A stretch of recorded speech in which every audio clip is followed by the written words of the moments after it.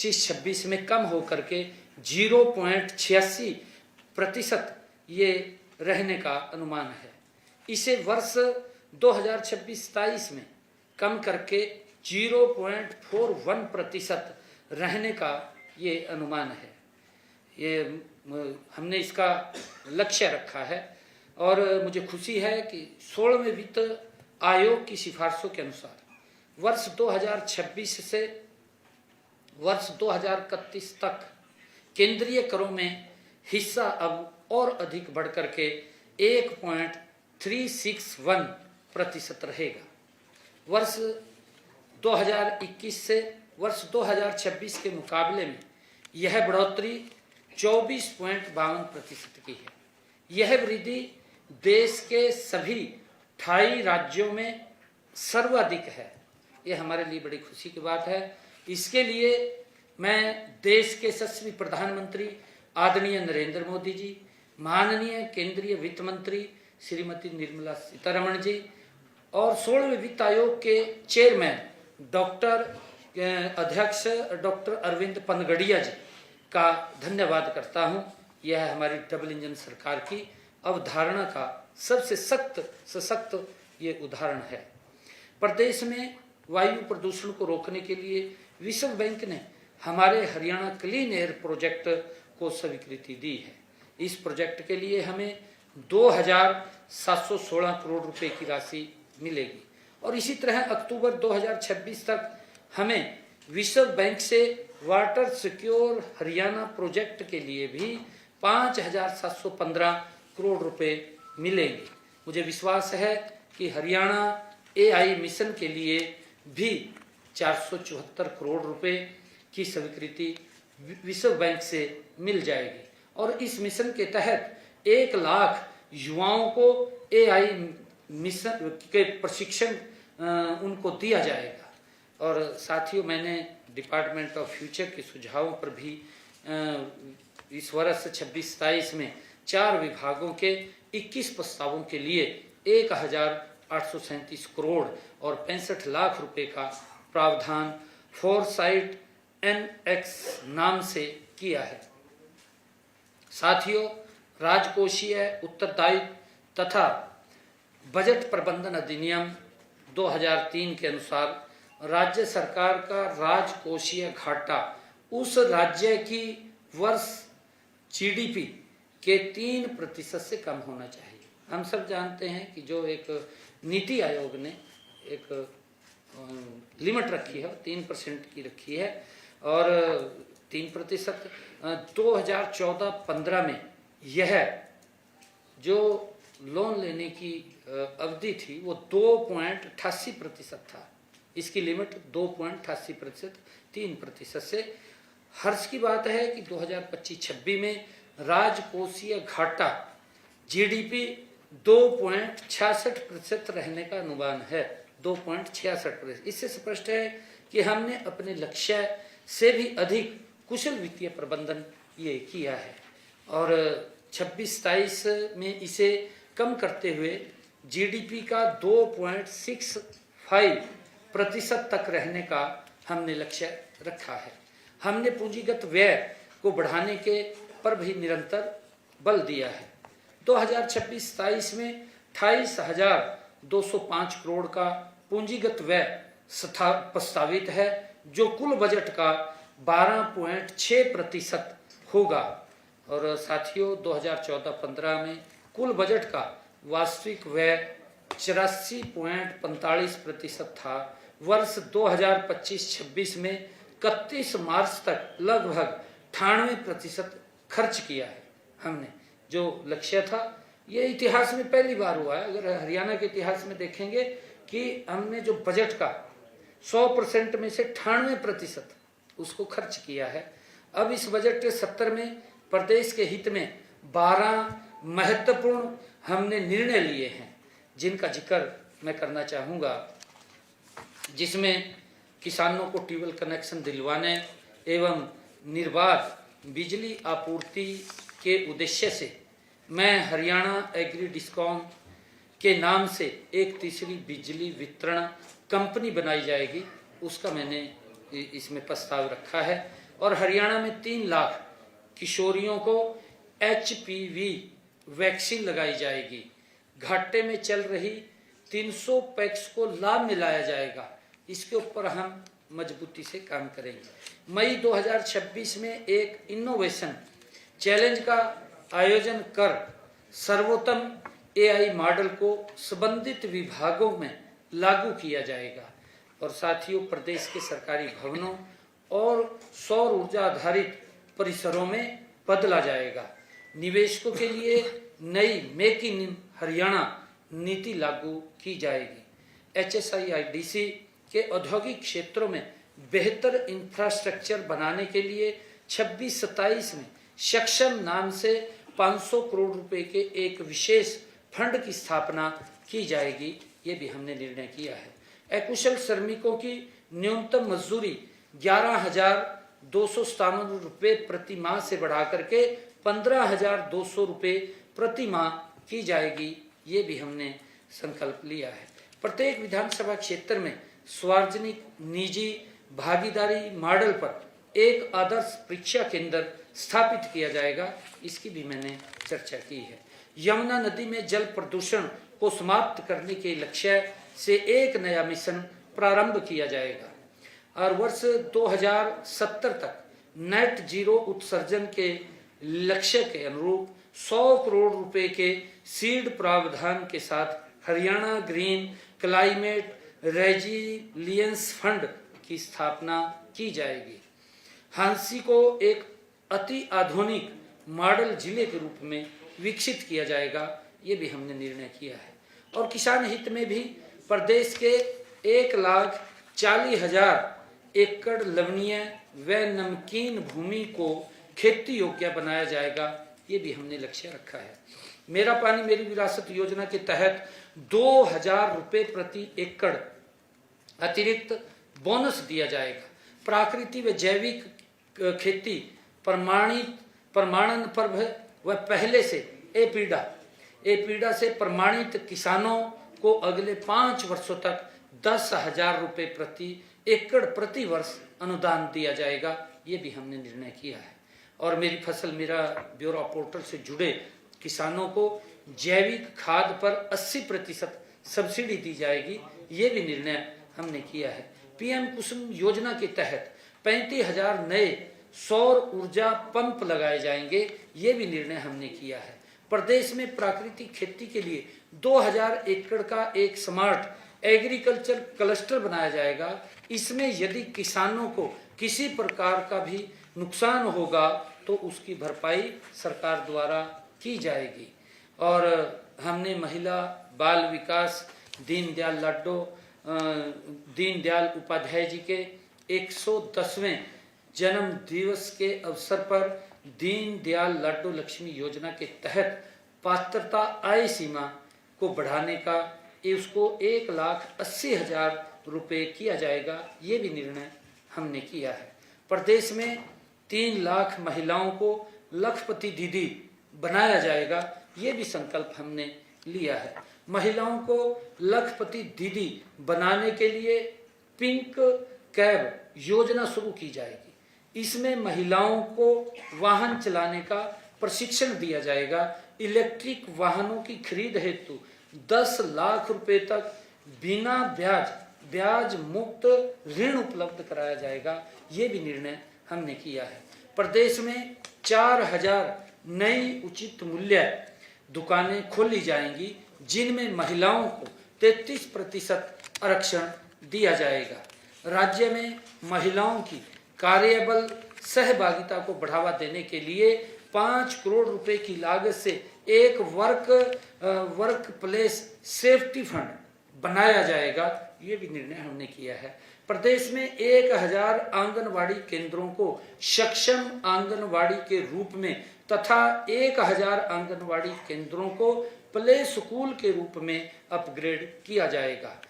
वर्तमान में साथियों केवल महिलाओं व छात्राओं के लिए समर्पित 273 बसों की संख्या को बढ़ाकर 500 किया जाएगा। ये भी हमने निर्णय किया है। महिलाओं के नाम पर पंजीकृत गैर परिवहन वाहनों को मोटर वाहन पर कर में 1% की छूट दी जाएगी अगर महिलाओं के नाम पर कोई वाहन खरीदते हैं।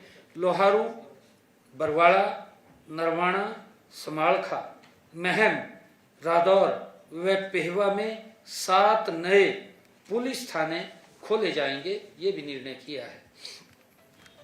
युवाओं के लिए दीनदयाल उपाध्याय ग्रामीण कौशल योजना के तहत 20,000 से अधिक ग्रामीण युवाओं को कौशल प्रशिक्षण दिया जाएगा, ये भी निर्णय किया है। अग्निवीरों को हरियाणा पुलिस में विभिन्न पदों पर नियुक्तियों के लिए 20% का आरक्षण दिया जाएगा और खिलाड़ियों को प्रशिक्षण देने के लिए विभिन्न अंतर्राष्ट्रीय ख्याति प्राप्त प्रशिक्षकों की नियुक्ति की जाएगी, ये भी हमने बजट के अंदर प्रावधान किया है। प्रत्येक जिले में एक खेलो इंडिया केंद्र बनाकर इसका संचालन किसी पूर्व चैंपियन खिलाड़ी को सौंपा जाएगा और पीएम सेतु योजना के अंतर्गत सोनीपत, कुरुक्षेत्र में 241 करोड़ रुपए की लागत से एक hub and spoke ITI cluster बनाया जाएगा। Hub and spoke ITI cluster hub बनाया जाएगा। अंत्योदय परिवारों के लिए मुख्यमंत्री अप्रेंटिसशिप प्रमोशन स्कीम शुरू की जाए करके अप्रेंटिसशिप के दौरान छात्रवृत्ति से अतिरिक्त 1,500 रुपए की मासिक सहायता भी बच्चों को दी जाएगी। वैध रूट से विदेश में युवाओं की असमय मृत्यु होने पर परिवार को वित्तीय सहायता प्रदान करने के लिए एक कल्याण कोष गठित किया जाएगा। प्रदेश में 700 नए हित स्टोर और खोले जाएंगे। अंत्योदय आदरणीय प्रधानमंत्री जी का जो लक्ष्य है कि प्रधानमंत्री आवास योजना शहरी 2.0 के तहत 20,000 गरीब परिवारों को पक्के मकानों के निर्माण हेतु 500 करोड़ रुपए की आर्थिक मदद दी जाएगी, ये भी निर्णय किया है। प्रधानमंत्री आवास योजना ग्रामीण के तहत 23,154 नए मकान बनाए जाएंगे।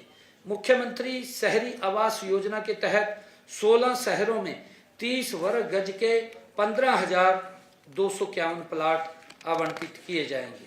मुख्यमंत्री ग्रामीण आवास योजना 2.0 के तहत 5 महाग्रामों में तथा 157 छोटे गांवों में 5,000 प्लाट जरूरतमंद परिवारों को दिए जाएंगे। फरीदाबाद, गुरुग्राम, झज्जर, पलवल, पानीपत, रोहतक एवं रेवाड़ी में 8,000 EWS फ्लैट गरीब परिवारों को दिए जाएंगे, ये भी हमने अपने बजट में कहा है। HSIDC के प्लॉट में OBC के प्लाट धारकों को प्लाट लागत में 10% की छूट दी जाएगी। प्रधानमंत्री सूर्य घर मुफ्त बिजली योजना के तहत 2,20,000 घरों की छतों पर रूफटॉप सोलर सिस्टम लगाए जाएंगे और स्वास्थ्य की दृष्टि से जिला अस्पताल फरीदाबाद को 200 बेड से 400 बेड तथा जिला अस्पताल सोनीपत व रेवाड़ी को 200 बेड से 300 बेड अस्पताल को अपग्रेड किया जाएगा, ये भी हमने बजट में प्रावधान किया है। प्रदेश में 100 नए स्वास्थ्य उपकेंद्र, आयुष्मान आरोग्य केंद्र स्थापित किए जाएंगे, ये भी हमने बजट के अंदर कहा है।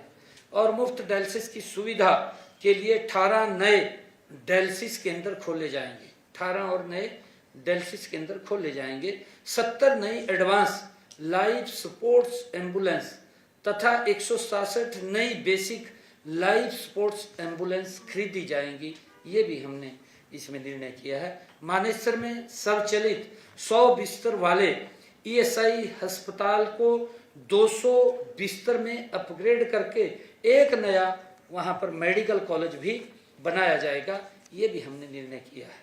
और शिक्षा के क्षेत्र में हमने जो 250 विद्यालयों को CM excellence and early English विद्यालयों के रूप में विकसित किया जाएगा, ये भी हमने निर्णय किया। जैसे पीएम श्री है, इसी प्रकार CME। प्रदेश के 250 विद्यालयों में 25 करोड़ रुपए की लागत से अटल टिंकरिंग लैब स्थापित की जाएंगी। किसी विद्यार्थी की दुर्घटना में मृत्यु होने पर उसके परिवार को 5 लाख रुपए, दिव्यांग होने पर 3 लाख रुपए की राशि दी जाएगी। और उद्योगों के लिए भी हमने ये निर्णय किया है कि दीर्घकालीन लीज पर औद्योगिक प्लाट उपलब्ध कराने के लिए HSIIDC द्वारा लैंड ऑन लीज नीति लागू की जाएगी। निवेशकों की समस्याओं के निवारण के लिए एडवांस रूलिंग पोर्टल बनाया जाएगा। राज्य के प्रत्येक औद्योगिक एस्टेट में MSME के लिए कॉमन फैसिलिटेटेड सेंटर स्थापित किए जाएंगे और प्रदेश में 10 एकड़ भूमि पर Indian institute of handloom technology की स्थापना की जाएगी। राई में देश की सबसे बड़ी होलसेल मार्केट कॉम्प्लेक्स की स्थापना की जाएगी। उत्तर भारत का सबसे बड़ा मार्बल मार्केट क्लस्टर विकसित किया जाएगा। गुरुग्राम, खरखौदा तथा पिंजौर में एक एक वेडिंग सिटी स्थापित की जाएगी, जिसका बड़ा लाभ प्रदेश के लोगों को और देश के लोगों को भी होगा। जैसे हम पिंजौर के अंदर करेंगे तो हिमाचल, पंजाब, हरियाणा के लोग जो विदेशों में बाहर शादी करने के लिए जाते हैं, आदरणीय प्रधानमंत्री जी का ये विजन था कि हमारे लोग वो विदेशों में न जाएं, उनके लिए हम यहीं पर इस प्रकार का वेडिंग एक डेस्टिनेशन खड़ा करेंगे, जिससे कि वो यहीं अपने लोकल हरियाणा के अंदर, अपने देश के अंदर वो वेडिंग कर सकें। उस लेवल के, उस मानकों के ये वेडिंग सिटी हम खड़े करेंगे। और इसी प्रकार इंफ्रास्ट्रक्चर में प्रदेश में 5000 किलोमीटर लंबी सड़कों का सुधार किया जाएगा। प्रदेश में 18 नए ROB और 12 URB का निर्माण शुरू किया जाएगा। विद्यार्थियों के लिए 1000 नई बसें खरीदी जाएंगी तथा कनीना, नरवाणा, गन्नौर, कलायत में नए बस अड्डे बनाए जाएंगे। सड़क सुरक्षा और परिचालन दक्षता बढ़ाने के लिए प्रदेश में एक केंद्रीकृत कमांड एंड कंट्रोल सेंटर बनाया जाएगा। प्रदेश के सभी गांवों को आगामी 2 अक्टूबर तक ODF प्लस मॉडल गांव में परिवर्तित किया जाएगा। शहरी क्षेत्रों में नगर निकायों की भूमि पर जो रिहायशी कब्जाधारियों को कानूनी मालिकाना हक देने के लिए भी एक नीति बनाई जाएगी। सोनीपत, गोहाना, बहादुरगढ़ में कानून व्यवस्था को लेकर के 3 नए साइबर पुलिस थाने खोले जाएंगे। आतंकवादी गतिविधियों से निपटने के लिए ATS का गठन किया जाएगा। ATS का एक थाना गुरुग्राम और एक पंचकुला में स्थापित किया जाएगा। 150 नए इमरजेंसी रिस्पांस व्हीकल खरीदे जाएंगे कि तुरंत अगर कोई मिनट, जैसे हमारा 112 है। मीडिया कर्मियों को आपात स्थिति में दी जाने वाली आर्थिक सहायता की अधिकतम सीमा भी हमने 2.5 लाख से बढ़ाकर 5 लाख उसको किया है। Thank you. भोजन तैयार है और होली का महापर्व है।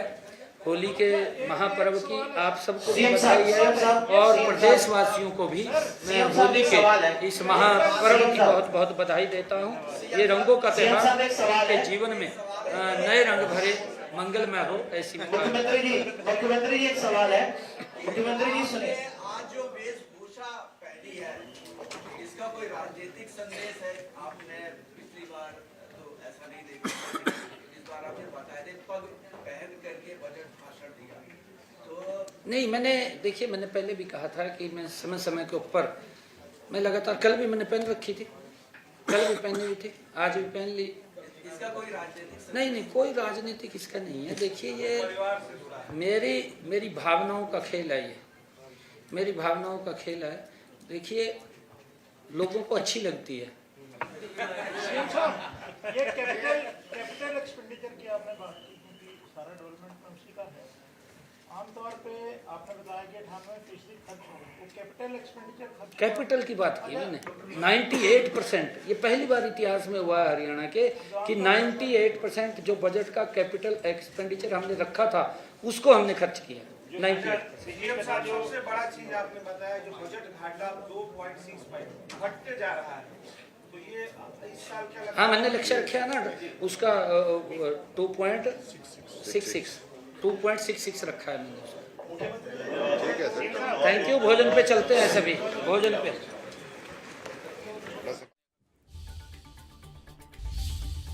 तो मुख्यमंत्री नायब सैनी को आप सुन रहे थे। सीएम सैनी ने प्रेस कॉन्फ्रेंस करके बजट के बारे में जानकारी शेयर की है।